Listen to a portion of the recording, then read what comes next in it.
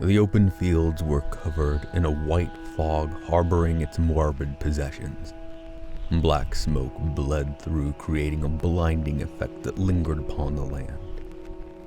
As the sun radiated heat, its effect merely strengthened this unwanted blindness. But it did not concern Estozor. He knew what lay scattered in the fields ahead of him. It was by his orchestration that the scene unveiled as it did. There were few worlds he could recall like this. Hardly had he reaped destruction in an environment this temperate. It was a welcome feeling. Bring me your tired and beaten souls. Now give them purpose, not promises. My lord. Save the flattery for someone else. Estozor, there are barely any of us left to take arms against them. What could you possibly have planned? Slowly, Estozor turned toward Gallus, meeting his face, but Gallus could only see an angered expression. A look of furrowed sternness was expressed on Estozor's helm, never revealing his true emotions, had he any towards his acquaintance. Do you know them? Estozor turned to the meager formation behind them. Yes, each of them, personally. What makes you believe that? What conundrum are you starting at? Answer the question. I have broken bread with them, each of their families. I've raised and cared for their children, and they have done the same. We have fought over minuscule difference in at times serious matters, but never do we keep our anger for one another. This is why I ask, what do you plan for us? I wish to not lose any more this day, if possible. A cold breeze, snug around them. It spread across the fields, carrying the thick fog to untainted areas. You see your kinsmen slaughtered, and you wish this to be over, maybe even give in to the enemy.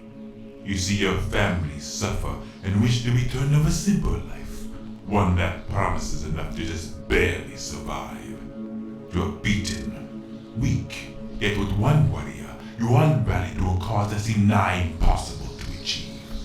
Look how far you have come. Look across this field of death. As Gallus followed where Estozor pointed, he thought of many things.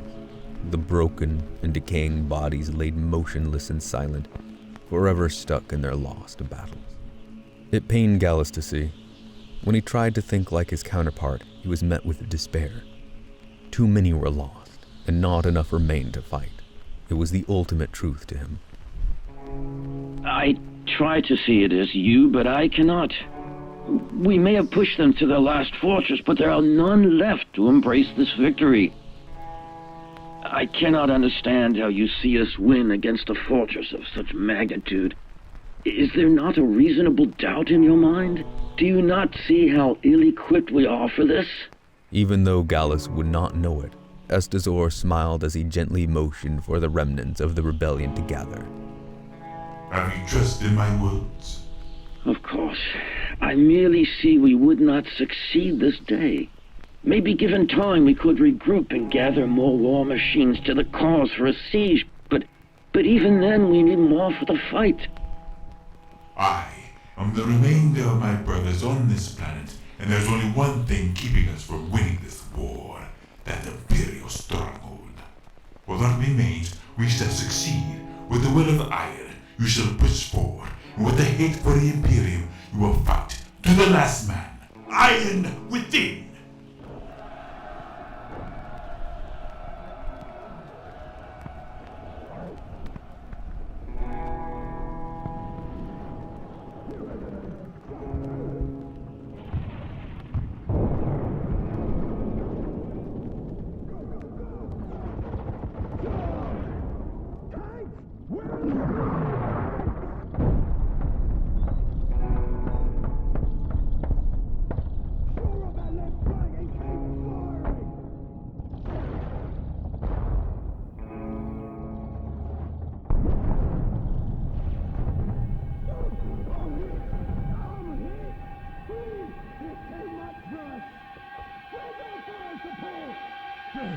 Sir, what do we do?